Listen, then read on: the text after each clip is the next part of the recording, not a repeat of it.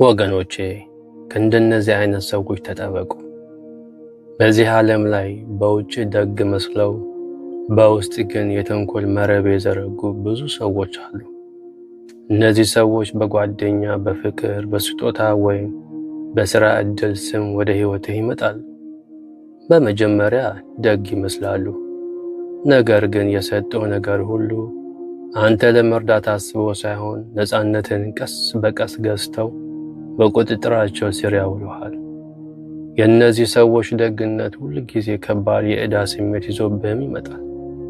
በሐሳብ ባልተስማማችሁ ቁጥር ያደረጉልህን መልካም ነገር እንደ ጦር መሳሪያ ይመዙብሃል። እኔ እኮ እንዲህ አድርጌልሃለሁ እያሉ ጥሩ ማንነትና በራስ መተማመንን ቀስ በቀስ ይወስዱታል። የራስን ውሳኔ ለመወሰን ስትሞክር ሊያስፈራሩህ፣ ሊያሳፍሩህም ይሞክራሉ። ስለዚህ ወገኖቼ የታሰረ ትልቅ ስጦታ ከመቀበል በፊት ከጭንብል በስተጀርባ ያለውን የሰውየው እውነተኛ ማንነት መመልከት፣ መመርመር ይኖርብናል። በራሳችን ጥንካሬ የምናገኛትን ስራ ትንሿን ብትሆን ለእኛ ጥሩ ነችና እርሷ ላይ ፎከስ ብናደርግ የተሻለ ነው እላለሁ። እንዲሁም ራሳችንን መጠበቅ አለብን።